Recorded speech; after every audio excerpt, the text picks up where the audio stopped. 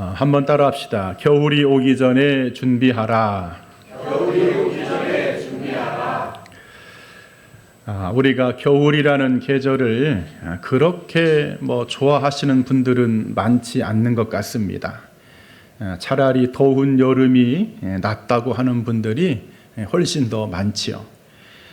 강아지들이나 또 아이들이나 또 겨울에 스키 타는 거 좋아하는 그런 사람들은 혹시나 겨울이 너무 좋을지 모르지만 대부분의 사람들은 이 겨울이 너무 춥고 그리고 또 가난한 사람들에게는 이 겨울은 너무나 고달픕니다. 그리고도 건강상으로도 겨울은 별로 좋지 않지요? 겨울에 아주 각종 질환들이 발생합니다. 뇌출혈, 동맥경화, 심근경색, 그리고도 각종 사고들이 겨울에 또 많이 일어납니다. 화재 사고, 눈길 차량 사고, 길을 걷다가 넘어져서 낙상 사고. 자, 여러분, 그럼에도 우리는 이 겨울을 맞이할 수밖에 없습니다.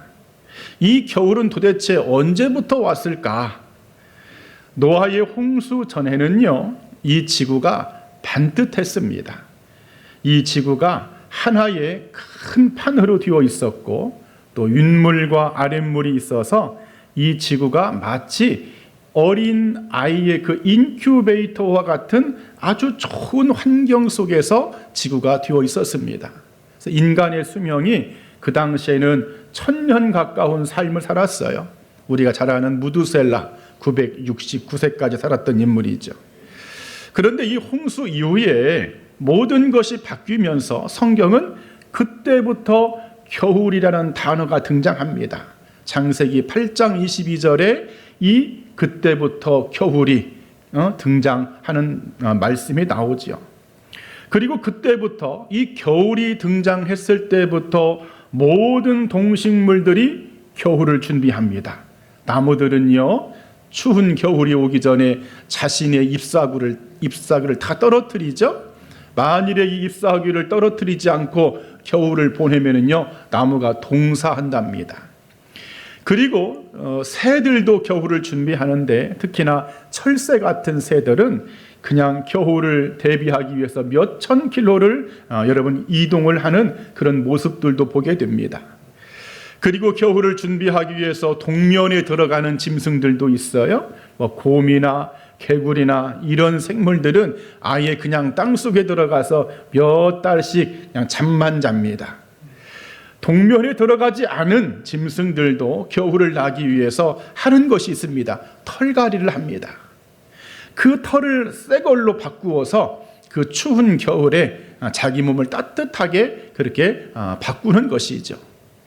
자, 이렇게 모든 동식물들이 겨울을 준비하는데 우리 사람도 역시나 여러분 겨울을 대비하고 준비하지요. 여러분이 가장 많이 하는 거 김장을 한다든지, 지금도 형편이 어려우신 분들은 연탄을 500장, 1000장 이렇게 들여놓는 겨울 준비를 합니다. 그리고도 겨울에 날 수 있는 따뜻한 두꺼운 옷감들을 끄집어내서 이제 겨울을 준비하지요. 이렇게 우리 인간도 뗄감, 입을감, 먹을감 이 세 가지를 통해서 겨울을 준비한다는 것입니다. 여러분, 그런데 우리 인생은 이런 육신의 겨울만 준비해서는 되지 않고 인생의 겨울, 영혼의 겨울을 준비해야 됩니다. 한번 따라합시다. 영혼의 겨울을 준비하자. 영혼의 겨울을 준비하자. 오늘 이 디모데후서 4장 본문 말씀이 바로 이 내용입니다. 사도 바울이 이제 나이가 좀 들었어요. 늙었습니다. 이방 선교 복음을 위해서 열심히 살아왔고 사명을 다하고 이제 로마 감옥에 원치 않게 갇히게 됩니다. 이 감옥에 있으면서 바울이요 자신의 죽음을 직감합니다. 주님께서 나를 부를 날이 얼마 남지 않았다는 것을 알게 되면서 자신의 사랑하는 제자 믿음의 아들 디모데에게 편지를 쓰면서 디모데야, 네가 좀 어서 빨리 좀 와줬으면 좋겠다 하는 인생의 겨울을 준비하는 바울의 모습이죠. 여러분, 어제가 우리나라 24절기 중에 소설이었습니다. 어제가 이제 눈 내리는 그 계절 겨울로 접어들었다는 거예요. 그래, 오늘 이 시간에는 이 계절의 겨울을 통해서 인생의 겨울을 준비하는 이 말씀으로 함께 은혜를 나눌 때에 하나님께서 여러분들에게 크신 성령의 은총을 또한 깨달음의 은혜를 주는 이 아침이 되기를 주님의 이름으로 간절히 축원드립니다. 자, 그러면 사도 바울은 겨울이 오기 전에 그는 무엇을 준비했을까? 첫 번째 말씀은 따라합시다. 떠날 때를 준비했다. 떠날 때를 준비했다. 오늘 본문 6절에 전제와 같이 내가 벌써 부어지고 나의 떠날 시각이 가까웠도다 그럽니다. 우리 인천 북지방에서 그 원로 목사님들을 접대하고요, 위로하는 그런 행사들이 있습니다. 가서 보면은요, 막 기라성 같았던 목사님들, 과거에 엄청난 사역을 했던 목사님들이 이제 나이가 들어가지고 허리가 굽어 있고요, 다리가 가늘어져 있고요, 몸에 힘이 없어가지고 누군가 부축해주지 않으면 가지 못하는 그런 모습들을 보게 됩니다. 그런 것들을 보면서 문득 그런 생각을 갖게 되죠. 나도 언젠가 저렇게 되겠지? 나도 언젠가 저런 모습으로 서 있겠지? 매년마다 중부연회가 개최되지요. 이 중부연회가 개최되면은요, 별세하신 그 목사님들의 이름이요, 전광판에 다 기록이 됩니다. 그 이름들이 호명될 때마다 저분이 벌써 돌아가셨나? 남의 일처럼 느껴지지 않습니다. 언젠가는 나의 이름도 저 전광판에 기록되겠구나. 여러분, 우리 인간은 원컨 원치 않건 하나님 앞에 설 날을 향해서 지금 날마다 한 걸음씩 가고 있는 줄 믿습니다. 오늘 사도 바울의 고백이 바로 이것입니다. 나의 떠날 시각이 가까웠도다. 여러분, 바울이 누굽니까? 젊은 시절 사울이라는 이름으로 불렸고 로마 시민권을 가진 아주 엘리트였고 헬라 문화에도 능통했고 율법으로는 바리새인으로 아주 철저한 율법주의자였습니다. 그런 사도 바울은 젊은 당시에 기독교를 이단으로 알고 기독교인들을 엄청 핍박했지요. 기독교인들을 감옥에 가두고 스데반 같은 집사도 이 사도 바울이 죽였습니다. 그런데 그가 어느 날 다메섹에서 예수님을 만나게 됩니다. 예수님에게 붙잡힙니다. 사울아, 사울아, 네가 어찌하여 나를 박해하느냐? 그 순간부터 자신의 삶의 방향이 잘못되었다는 것을 깨닫고 다시금 방향을 바꾸죠. 이름을 사울에서 바울로 바꾸고 삶의 목적, 신앙의 목적도 예수님을 위한 복음의 삶으로 그가 바꿉니다. 그동안에는 승승장구하는 인생을 살아왔는데 이제부터는 가시밭길, 고난의 길을 자처하며 그것을 걷는 인생이 되었어요. 복음 때문에 감옥에 갇히고, 복음 때문에 돌에 맞아 죽을 뻔도 하고, 복음 때문에 바다에서 난파되어서 목숨이 그냥 위태했던 적도 많았었고, 강도의 습격, 추위와 굶주림. 여러분, 그러면서도 사도 바울은 한 번도 뒤로 물러서지 않고 복음 때문에 울었지만 복음 때문에 여기까지 그가 당당히 왔다는 사실입니다. 그렇게 젊은 30대의 사도 바울은 온데간데 없고 이제 로마 감옥에서 추위와 어두움과 고독함과 쓸쓸함, 그동안에 함께 사역했던 동료들은 다 각자의 길로 떠나고 순교하고 외로이 깊은 감옥에서 자신의 삶을 돌아보게 되는데 이제 몸은 이미 노쇠했고 이제 손도 떨립니다. 그러나 그의 영혼은 어느 때보다도 선명하고 하나님을 향하여 그의 눈이 열려 있었다는 사실입니다. 그래 자신의 죽음의 때, 떠날 때를 그가 알고 있는 것이죠. 여러분, 여기에 나와 있는 전제와 같이 내가 벌써 부어졌다는 말이 있습니다. 전제는요, 제단 위에다가 포도주를 붓는 제사의 마지막 행동입니다. 우리가 번제단에다가 제물을 막 태웁니다. 그 제물을 태운 다음에 마지막으로 포도주를 부어서 제사를 마칩니다. 그러니까 사도 바울은 자신의 죽음마저도 마지막 봉헌의 절정으로 하나님 앞에 고백하는 거예요. 하나님, 내 인생의 마지막 한 방울까지 주님께 드리겠습니다. 포도주를 붓는 마음으로 이 죽음마저도 기쁨으로 하나님 앞에 드리겠습니다. 그래 떠날 시각이 가까웠다고 전제와 같이 내가 벌써 부어졌노라고 고백을 하지요. 그리고 여러분, 떠난다는 말의 의미도 있어요. 이 떠난다는 말의 헬라어는 아날리오라고 하는데요, 배에 묶여있던 밧줄을 풀고 항구를 떠난다, 그런 뜻을 갖고 있습니다. 다시 말해 바울은 자신의 죽음이 끝이 아니라 이제 하나님께로 항해하는 항해로 보고 있는 것이죠. 죽음이 두려움이 아니라 영적인 출항으로 보았고, 끝이 아니라 시작으로 그가 보았다는 사실입니다. 그래 오늘 저나 여러분들, 우리는 이 깊어가는 가을에 이 떨어지는 낙엽들을 보면서 또 차가운 바람이 내 얼굴을 스칠 때에 내 인생의 겨울, 떠날 준비를 늘 하는 이 삶의 지혜와 교훈과 이러한 깨달음이 있어야 할 줄 믿습니다.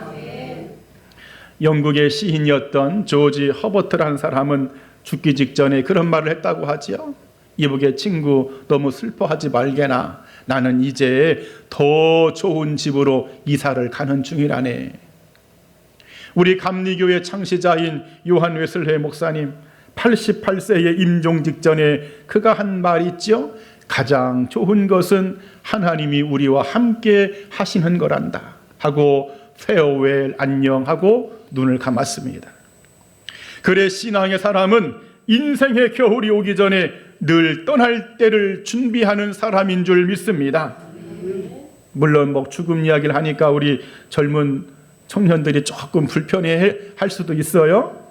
목사님, 나는 아직 젊은데요, 아직도 살 날이 많았는데요.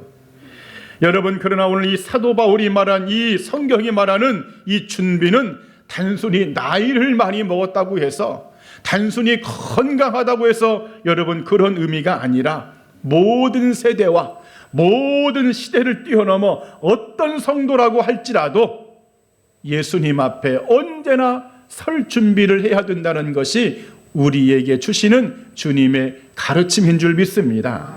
그래 오늘 이 겨울로 들어서는 이 길목에서 인생의 겨울이 오기 전에 오늘 사도 바울처럼 늘 준비하는 이러한 복된 삶을 살아가는 우리 모두가 되기를 이 아침에 간절히 축원드립니다. 또 두 번째, 사도 바울은 겨울이 오기 전에 무엇을 준비했을까? 따라합시다. 믿음의 경주를 점검했다.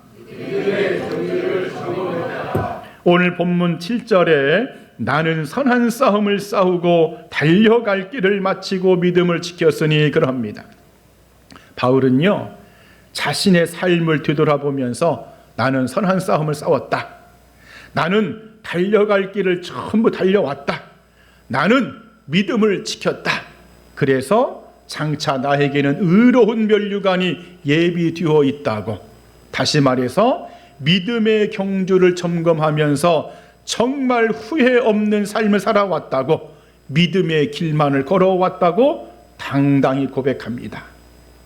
오늘 저나 여러분들도 이런 아름다운 고백이 우리의 입술에서 나오기를 주님의 이름으로 축원드립니다. 많은 분들이요, 자신의 삶을 되돌아볼 때에 허무하기 짝이 없다고 고백하는 경우가 많습니다. 연세가 지극히 드신 분들, 특히나 병원에서 임종에 가까우신 분들의 이야기를 들어보면 내가 지금까지 무엇을 위해서 살아왔는지, 내가 무엇 때문에 이렇게 허둥지둥 바둥바둥 살아왔는지 모르겠다. 인생이 허무하다. 다시 한번 나에게 기회가 주어진다면 내가 이렇게 살지 않겠노라고 하는 분들이 다반사입니다. 우리가 잘 아는 솔로몬 왕, 인간이 누릴 수 있는 모든 것을 누려본 사람이죠. 부귀, 영화, 장수, 지혜. 하나님께서도 말씀하셨습니다. 앞으로도 지금까지도 이런 솔로몬이 누렸던 이런 부귀영화와 지혜와 장수를 누릴 왕은 없을 것이다. 그런데 솔로몬도요, 그의 인생을 돌아볼 때에 우리가 너무나 잘 알고 있는 전도서 1장 2절 말씀, 헛되고 헛되며 헛되니 모든 것이 다 헛되도다. 얼마나 후회가 많은 삶을 살아왔는지 보여주는 아주 결정적인 대목이죠. 여러분, 믿음의 경주를 점검하지 않는 인생은 나의 신앙과 내 모든 믿음의 과정을 점검하지 않는 삶은 결국에는 아무리 화려할지라도 그 끝은 헛됨으로 끝날 수밖에 없다는 것이 성경의 교훈입니다.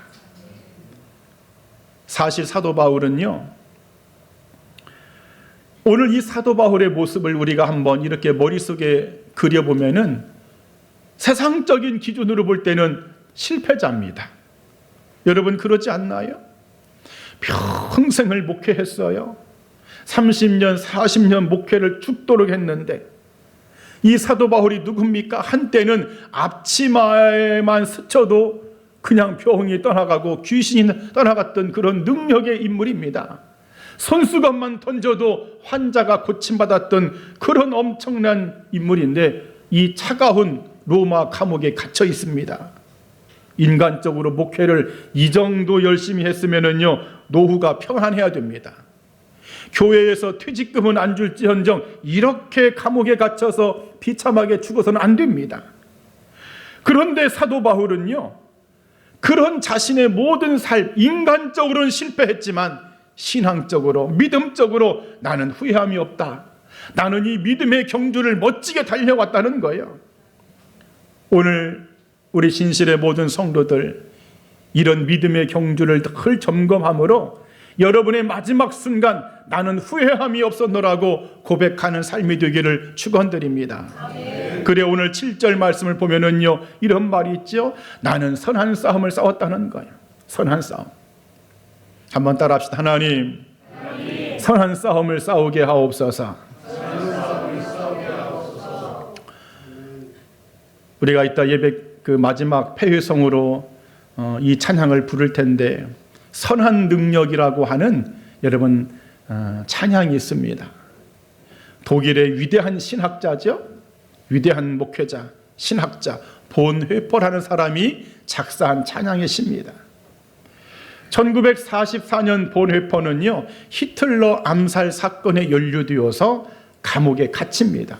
원래는 미국에 살았기 때문에 미국에서 신학대 교수였기 때문에 자기 고국으로 안 가도 되는데 자기 고국이 너무 지금 전쟁통에 나치판이 되어가지고 내가 이렇게 있어서는 안 되겠다 하고 고국으로 돌아가서 결국에는 이 나치, 이 히틀러의 암살 주범으로 감옥에 들어간 거예요.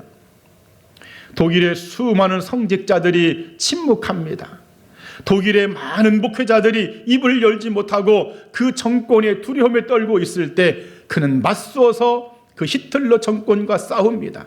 결국에 체포되어서 감옥에 들어갔고 가족들도 막 친척들도 다 실종되어가지고 여러분 너무나 암담한 현실이 그에게 다가왔어요. 그러나 그는 절망 속에서도 하나님을 향한 믿음과 평안을 잃지 않습니다. 1944년 12월 19일 날 감옥에서 마지막 편지가 될 그 편지를 자기 가족에게 보냅니다. 그 편지의 시가 바로 선한 능력으로의 찬양의 여러분 시죠. 여러분 본회퍼는 눈에 보이는 현실이 아무리 어둠과 죽음일지라고 할지라도 그는 선한 능력으로 하나님 나는 선한 싸움을 싸우겠다고 고백합니다. 고난의 잔이 주어져도 그것이 하나님의 뜻임을 믿고 생활을 준비하는 마음으로 나는 선한 싸움을 싸우겠노라고 그가 시에서 고백합니다. 결국 이 시를 작사하고 4개월 뒤에 본회퍼는 순교자의 반열에 오르지요. 여러분 이것이 선한 싸움입니다. 오늘 저나 여러분들도 인생의 겨울을 준비하는 과정 속에서 내가 믿음의 경주를 체크하고 점검해야 되는데 나는 진짜 믿음의 선한 싸움을 싸우고 있는지를 여러분 점검하는 은혜가 있기를 축원드립니다. 그냥 사람과 부딪히며 싸우는 그런 삶을 살고 있지 않은지, 세상과 육신의 싸움만 그냥 열심히 싸우고 있지 않는지, 내 감정 때문에 불필요한 그런 인간적인 싸움만 하고 있지 않은지, 바라기는 진리를 위한, 복음을 위한 선한 싸움을 싸우기를 간절히 축복합니다. 그리고 보니까요, 달려갈 길을 마쳤답니다. 사도 바울은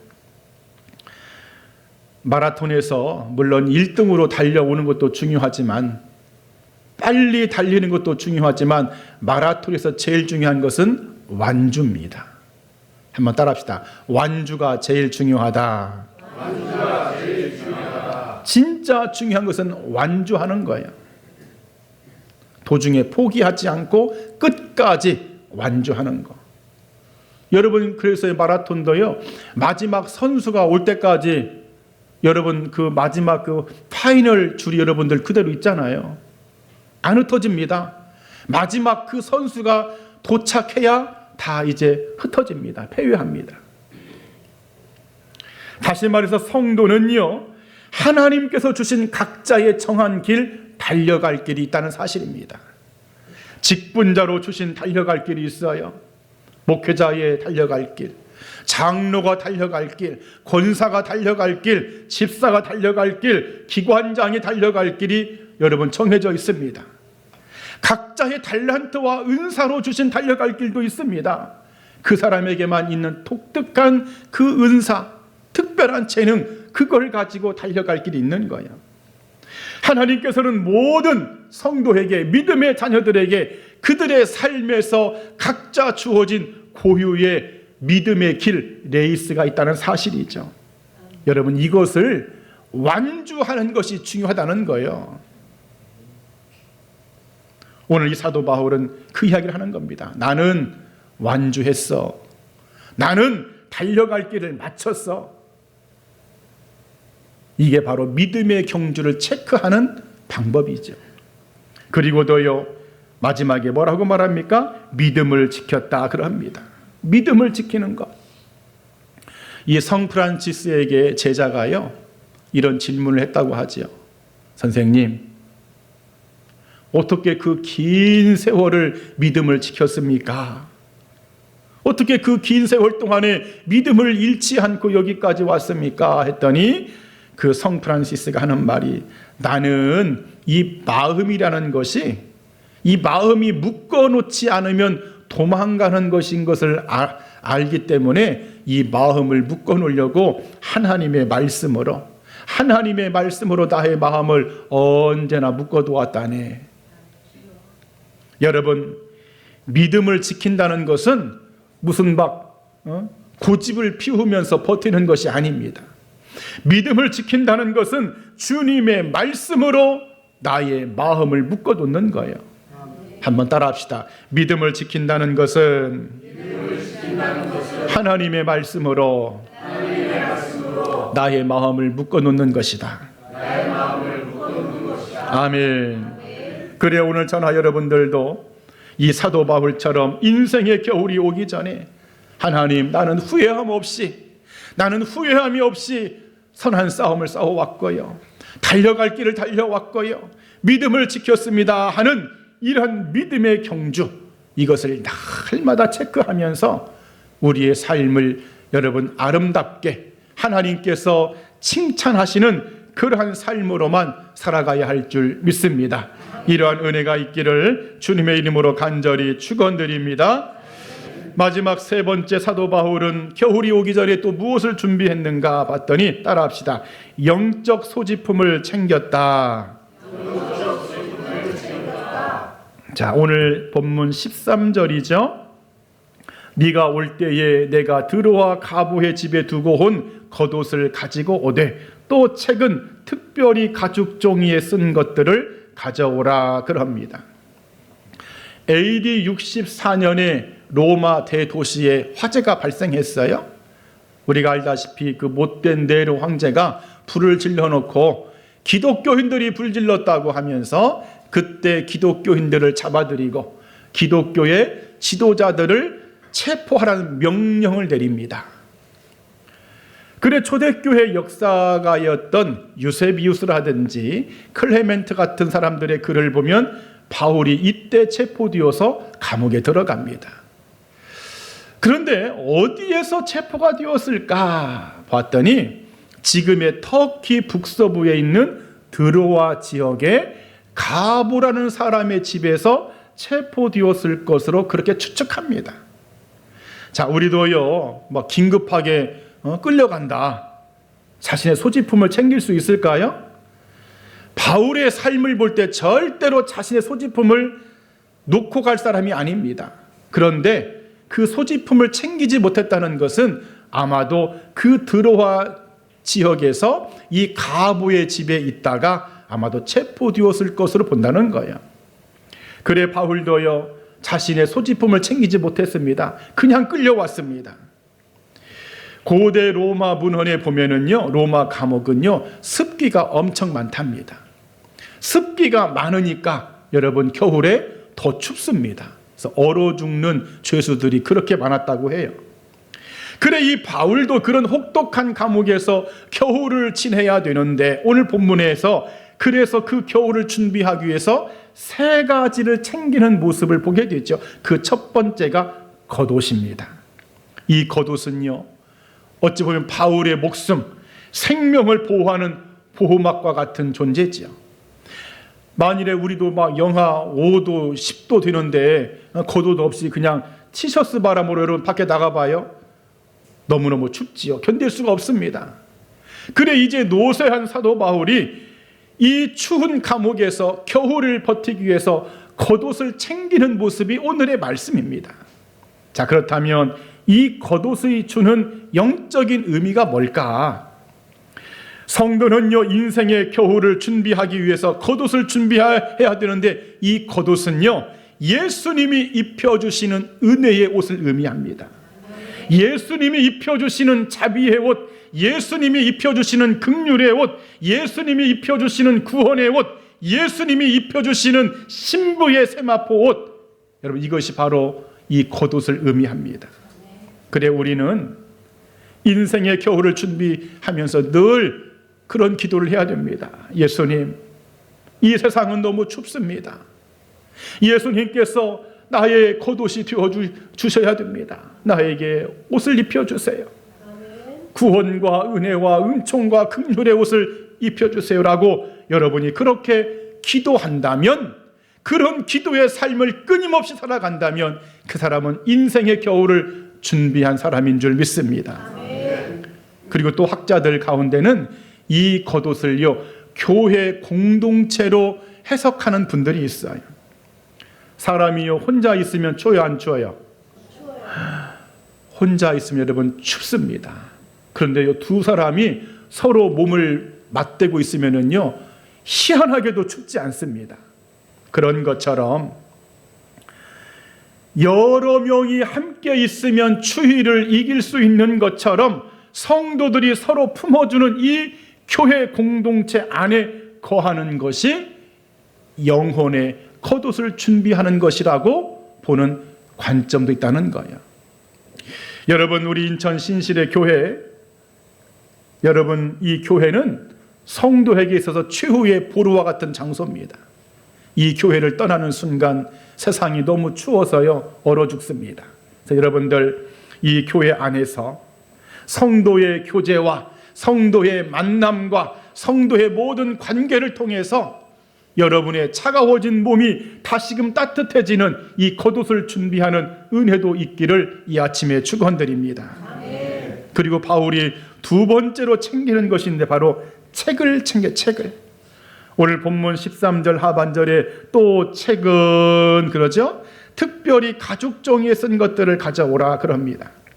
근데 우리 성경이 좀 해석이 조금 잘못된 것 같아요. 죄송합니다. 헬라어 원문을 봤더니요, 책들을 가져오되 이렇게 되어 있어요. 책들을 가져오되 특히 가죽 종이에 쓴 책들을 가져와라 이렇게 되어 있습니다. 그러니까는 그냥 또 책은 특별히가 아니라 책들을 가져오되 그 책들도 가져오고 그리고 가죽 종이에 쓴 두루마리의 문서도 가져오라. 이것이 정확한 해석이죠. 자, 그러면 책은 뭘까? 책은요, 바울의 그 설교 노트나 그리고 묵상집, 바울의 편지, 성경의 초창기에 그런 교회들에게 보냈던 성경의 편지 말씀, 그 초안으로 보고 있습니다. 다시 말해 하나님의 말씀을 늘 묵상하고 하나님의 성경책을 늘 읽고 하나님의 설교 말씀을 늘 들으는 이런 모든 일련의 신앙의 과정들이 책을 챙기고 책을 준비하는 것이다, 그런 말입니다. 여러분, 말씀에서 멀어지면은요, 우리의 영혼은요 냉랭해집니다. 한번 따라합시다. 말씀에서 멀어지면 내 영혼은 냉랭해진다. 하나님은 태양이신데 그 태양이신 하나님으로부터 점점점 멀어져 봐요. 얼음이 됩니다. 똑같습니다. 그래서 우리는 이 영적인 소지품 하나님의 말씀을 늘 챙기면서 가까이 해야 할 줄 믿습니다. 그 유명한 설교의 대가였다고 하는 이 스폴천 목사님은요, 성경책을 얼마나 많이 읽었는지 그냥 성경이 다 달아가지고 그 막 모서리를 봤더니 얼마나 많은 여백에다가 그냥 이렇게 체크를 해놨는지 그랬답니다. 그 스펄천 목사님이 하신 말씀 있죠? 말씀을 꾸준히 읽는 자는 절대 영적 겨울에 넘어지지 않는다.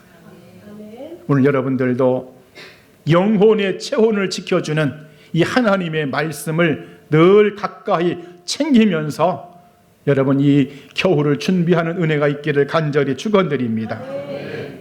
그리고 마지막 세 번째가 바로 가죽 종이에 쓴 것들, 다시 말해 가죽 종이 두루마리의 문서인데 이 문서를 학자들이 추정하는 거예요.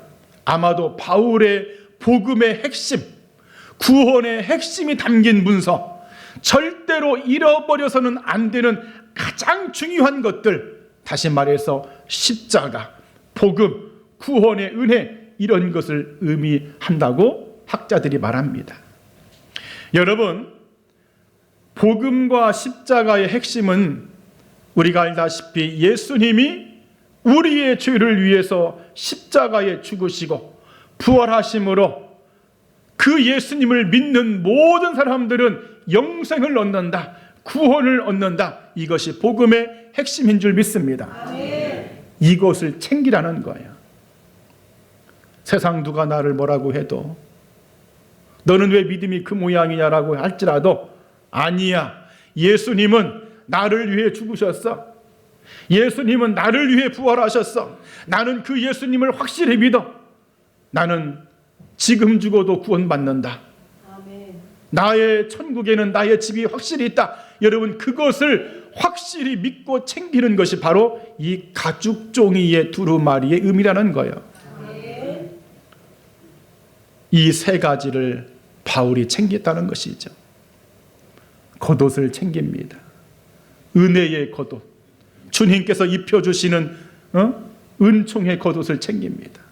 주님 없이는 저 살 수 없습니다. 책을 챙깁니다. 하나님의 말씀을 챙기는 거예요. 말씀만이 나를 따뜻하게 할 수 있기 때문에. 가죽 종이의 문서를 챙깁니다. 복음의 핵심, 믿음의 핵심, 그것이 내 중심에서 떠나지 않게끔 언제나 내 중심에 그 복음의 핵심이 있도록 챙기는 것. 오늘 저나 여러분들도 이 세 가지를 반드시 챙기기를 간절히 축원드립니다. 이게 바로 인생의 겨울을 준비하는 성도의 삶이라는 것이죠. 한번 따라합시다. 하나님, 영적인 소지품을 꼭 챙기게 하옵소서. 아멘. 이제 여러분 말씀을 정리합니다. 우리가 너무나 잘 알고 있는 개미와 배짱이 이야기 다 아시죠? 굳이 설명할 것도 없습니다.